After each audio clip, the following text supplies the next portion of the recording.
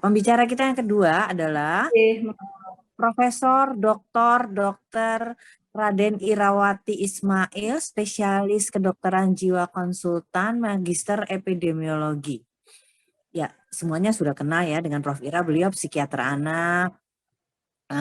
Bolehkah saya dikasih gambaran tentang CV-nya, panitia? Ya, terima kasih.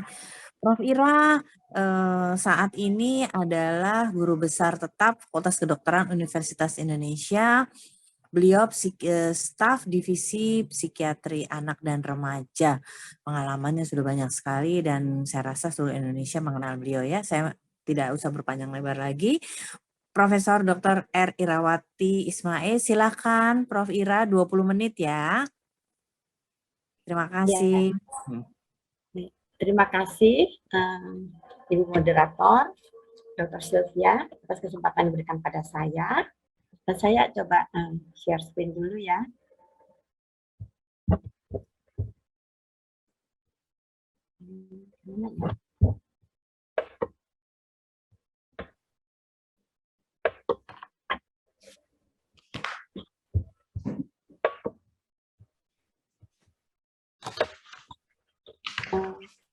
Mohon maaf, apakah sudah terlihat?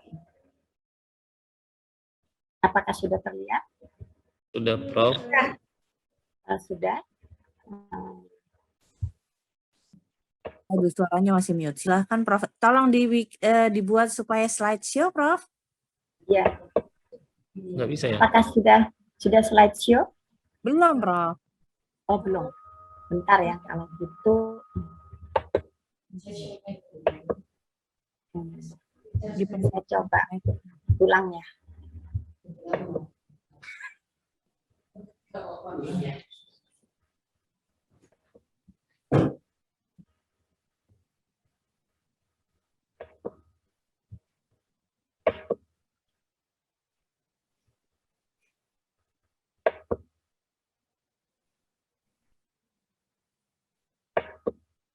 Apakah sudah slideshow?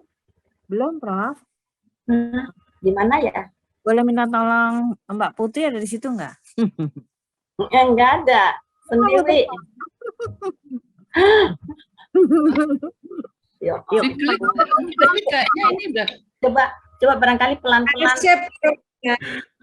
Prof, izin, Prof. Ada yang di atas itu, Prof. Kayaknya ini udah tuh. Sudah kayaknya, mestinya asal sabar-sabar.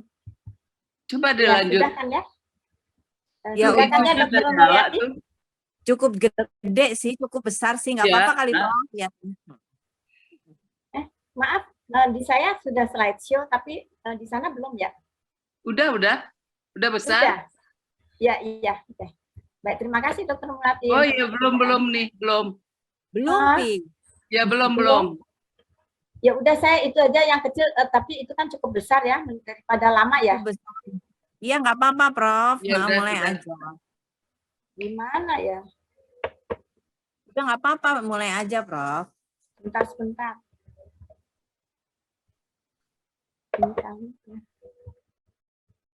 Tidak apa-apa, Ji. Tidak apa-apa, Ji. Nah, itu kan besar tuh. Besar ini. Iya. Ya, katanya kalau sabar bisa. Iya. Oh, ada ya. Baik. Bismillahirrahmanirrahim. Assalamualaikum warahmatullahi wabarakatuh, Bapak Ibu yang saya hormati.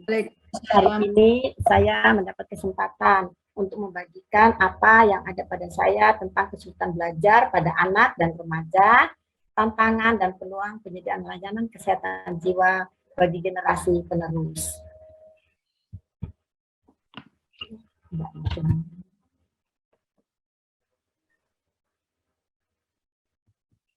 Ya, ini adalah topik bahasan yang akan saya sampaikan pada hari ini.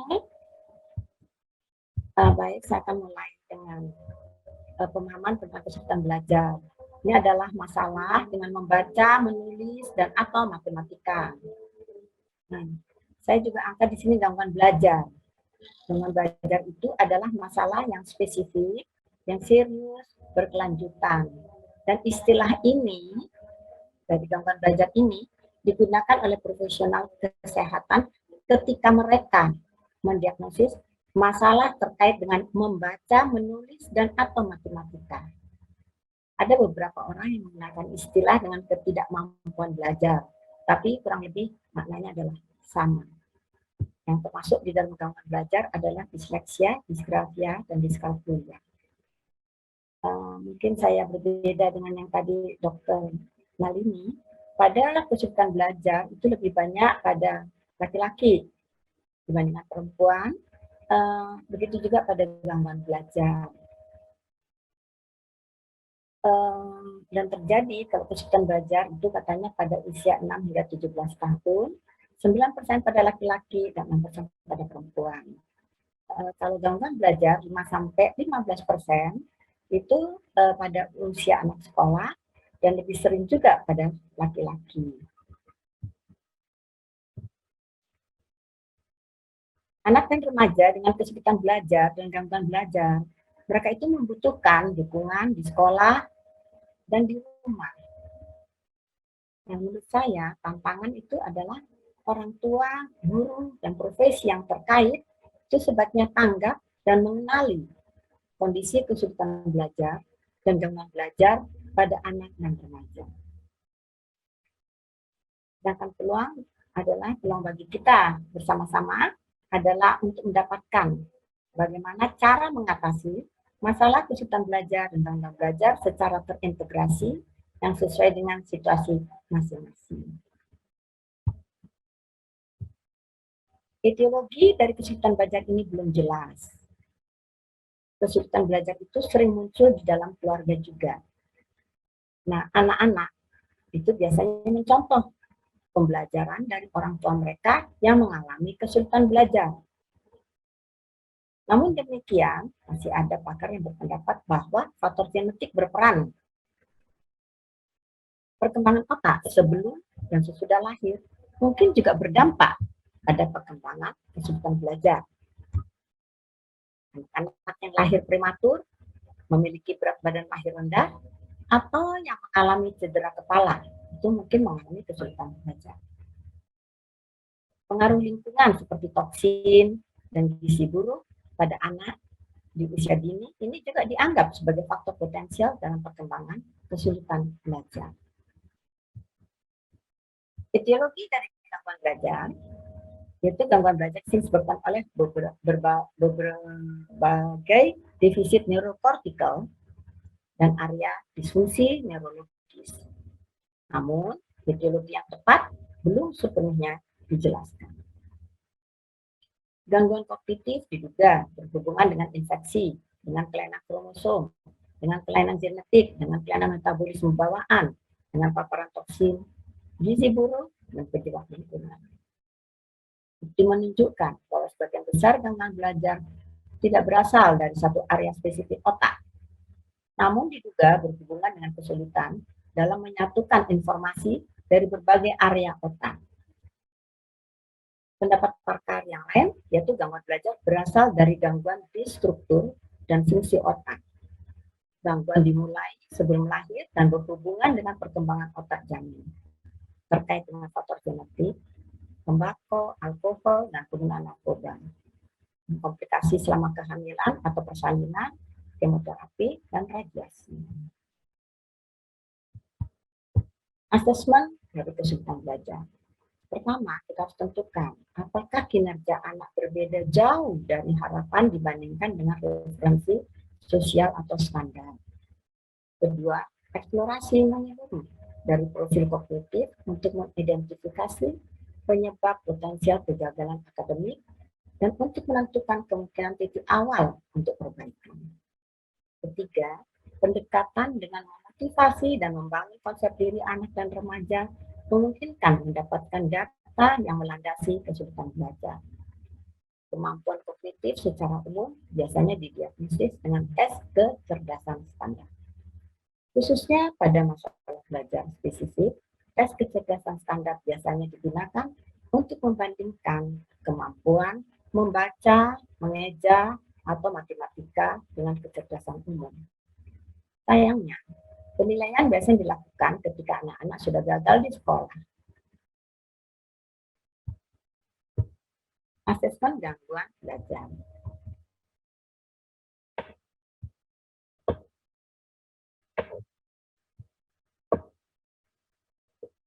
Asesmennya harus selalu dimulai dengan pemeriksaan fisik umum yang komprehensif, yang mencakup pemeriksaan screening neurologis, pemeriksaan minimum riwayat kesehatan, pemeriksaan status mental, dan riwayat psikososial.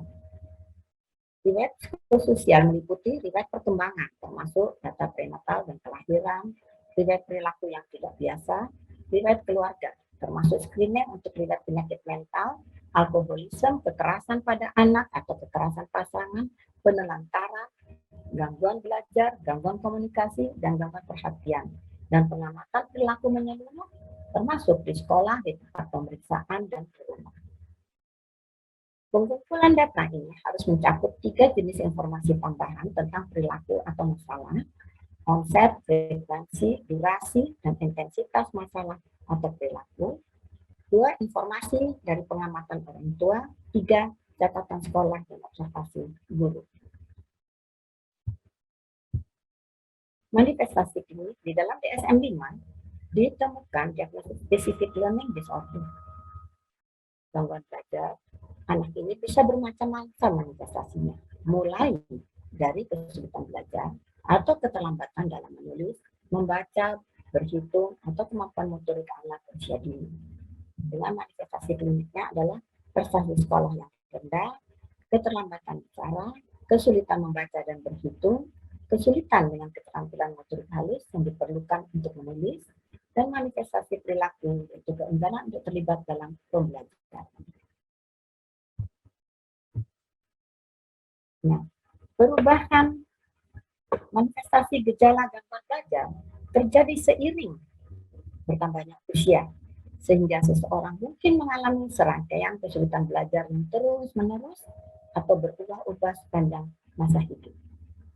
Usia prasekolah mengalami kesulitan mempelajari lagu anak-anak, sering menggunakan baby talk, salah mengucapkan kata-kata, gagal mengenali huruf, termasuk nama sendiri, mengalami kesulitan mengenal angka, berhitung, dan nama-nama hari dalam seminggu. Usia taman kanak-kanak tidak dapat mengenali dan menulis huruf, mungkin tidak dapat menulis nama sendiri, mengalami kesulitan mengucapkan kata yang diucapkan menjadi suku kata, mengoreksi huruf dengan suara mereka, misalnya B tidak terucap dengan B. Usia sekolah dasar, kesulitan mengeja, membaca, mengurus huruf dan angka, salah mengucapkan atau melewatkan bagian kata yang panjang dan banyak suku kata. Bingung dengan kata-kata yang terdengar sama, misalnya kelapa, kepala. Mereka mungkin mengalami kesulitan mengingat tanggal, nama dan nomor telepon, dan mungkin mengalami kesulitan menyelesaikan pekerjaan rumah atau tugas sesuai waktunya. Saat kelas menengah memiliki ejaan yang sangat buruk dan karya tulis yang buruk, dan tidak berani membaca nyaring karena ejaannya buruk. Remaja mungkin telah menguasai penguraian kata, tetapi membaca tetap lambat dan mereka cenderung menunjukkan masalah yang nyata dalam pemahaman membaca ekspresi tertulis, termasuk ejaan yang buruk dan masalah pemecahan soal matematika.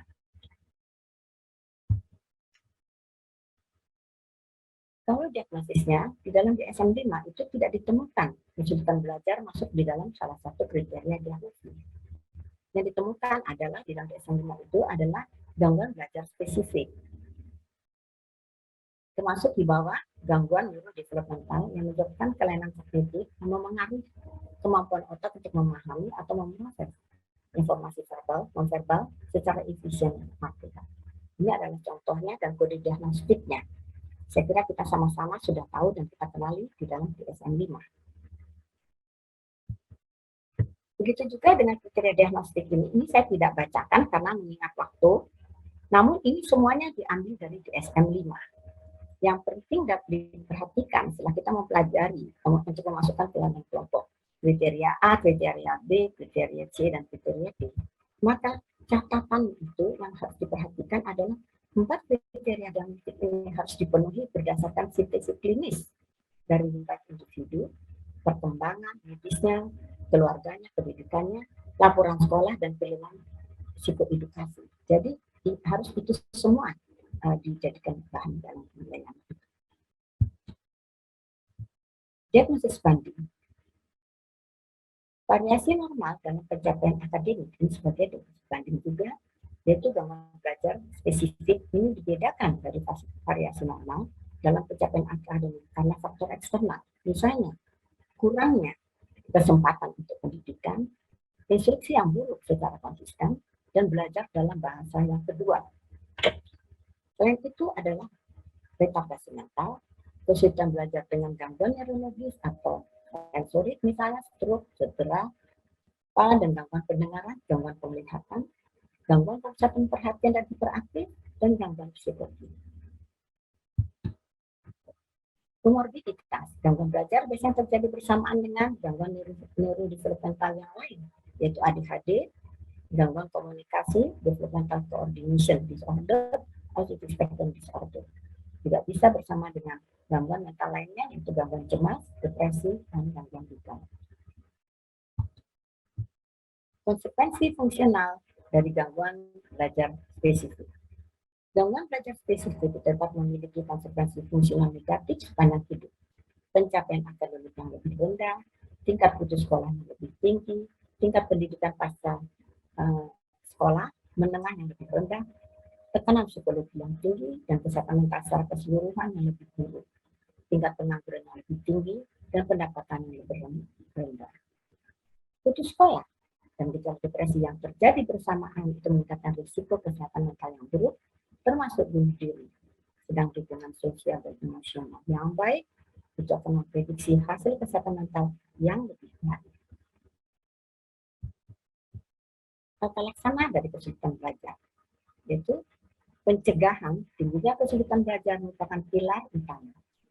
Tidak ada pendekatan tunggal dan universal untuk mengatasi kesulitan belajar.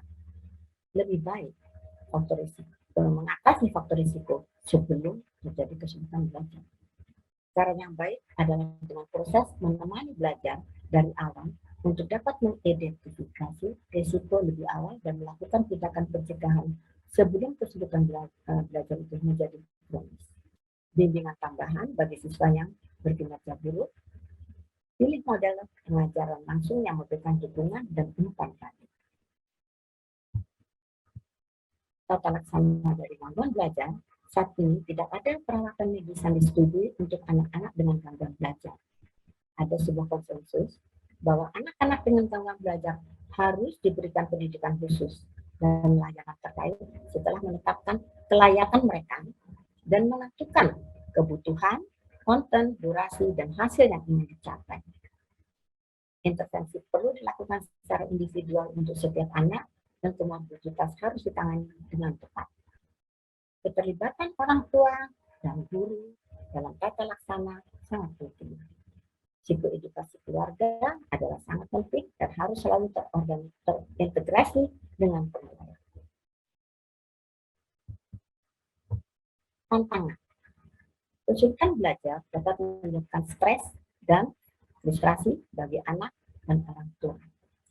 Kesulitan belajar merupakan kondisi yang diderita pada masa anak dan remaja. Hal ini merupakan kondisi seumur hidup yang berisiko menimbulkan akibat negatif pada dewasa. Hambatan bagi anak atau remaja untuk mendapat pelayanan kesehatan mental diantaranya adalah pertimbangan finansial, akses yang terbatas, permasalahan transportasi, jam kerja yang tidak fleksibel, stigma, dan daftar tunggu yang panjang. Tinggal di lingkungan sosial yang kekurangan, sekolah tidak dapat mengenali kesulitan belajar, orang tua dan komunitas tidak peduli dengan adanya gangguan ini, serta program pelatihan bagi profesional yang tidak up to date terkait kesulitan belajar, penilaiannya, dan pilihan intervensi. Alasan keterlambatan intervensi, belum adanya klinik kesehatan mental di sekolah. Masih kurang mendapat informasi terkait identifikasi dan kapan harus merujuk ke tenaga profesional. Pada kelompok dengan GPTH sebagai salah satu gangguan mental yang paling banyak dilaporkan di lingkungan sekolah, kesulitan belajar seringkali sulit dibedakan sebagai karakteristik bawaan GBPH atau kesulitan belajar spesifik. Hal ini menyebabkan keterlambatan dalam merujuk anak melakukan pemeriksaan lebih lanjut ke profesional. Anak yang belajar dengan kesulitan belajar dilaporkan rentan mengalami gangguan emosi, masalah sosial, kesulitan mempertahankan pekerjaan yang mengenaskan.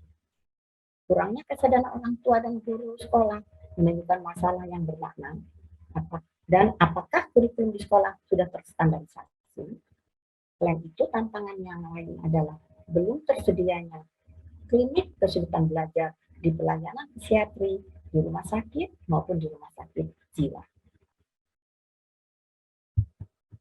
Peluangnya, suatu negara sangat bergantung pada sumber daya manusianya untuk dapat meningkatkan pertumbuhan ekonomi. Berbagai rencana dan strategi dikembangkan untuk membantu penduduknya bisa maju melalui sistem pendidikan dan kesehatan, sehingga dapat menghasilkan sumber daya manusia yang berkualitas terbaik. Oleh karena itu, sangat penting untuk mendapatkan kebutuhan pelayanan kesehatan mental bagi anak dan remaja sebagai generasi penerus. Berbagai hal yang dapat dilakukan untuk meningkatkan pelayanan kesehatan, di antaranya dengan melakukan promosi kesehatan terkait pembelajaran sosio-emosional dan memastikan akses ke pelayanan kesehatan mental dapat dijangkau dengan mudah. Tidak hanya tugas tenaga profesional kesehatan jiwa, tetapi juga dibutuhkan peran dari guru, orang tua, tenaga sosial, tenaga kesehatan di fasilitas pendidikan dan seluruh komunitas. Prof. Ira, mohon maaf waktunya 2 menit lagi ya, Prof. Ya, dalam konteks kesulitan belajar, penting untuk mendapat deteksi agar lebih cepat dilakukan intervensi. Dan dalam hal kolaborasi dengan sekolah diadakan klinik kesehatan jiwa dapat membantu mengurangi hambatan. Juga perlu dikembangkan pendekatan multidisiplin yang mencakup berbagai spesialis termasuk psikiater anak, psikiater, pediatri sosial, neurologi anak, dokter spesialis rehabilitasi medik, psikolog anak, terapis okupasi, dan pekerja sosial. Dikembangkannya kerjasama Departemen Kesehatan di Departemen Pendidikan ini kita lihat di tahun 2012 sudah dicanangkan program kesehatan jiwa di sekolah melalui trias UKS, yaitu pendidikan kesehatan, layanan kesehatan, pembinaan lingkungan sekolah sehat. Namun belum banyak sekolah yang menerapkan kegiatan dalam mewujudkan sekolah sehat dari unsur jiwanya. Masih minimnya pengetahuan dan pemahaman pengelola program UKS tentang kesehatan jiwa dan belum adanya petunjuk pelaksana program kesehatan jiwa di sekolah. Dan peluangnya ketiga adalah mengembangkan klinik kesulitan belajar di pelayanan psikiatri di rumah sakit dan rumah sakit jiwa. Kesimpulan, prevalensi kesulitan belajar dan gangguan belajar lapis tinggi, laki-laki lebih tinggi dari perempuan. Etiologi kesulitan belajar dan gangguan belajar itu belum jelas, orang tua belum banyak yang memahami adanya permasalahan ini. Sekolah perlu menerapkan kegiatan dan mewujudkan sekolah sehat dari unsur jiwanya, dan perlu dikembangkan pelayanan terkait dengan poliklinik kesulitan belajar di pelayanan psikiatri di rumah sakit dan di rumah sakit jiwa melalui kerjasama multidisiplin. Untuk itu saya akhiri. Terima kasih Ibu Moderator atas kesempatan saya. Wassalamualaikum warahmatullahi wabarakatuh.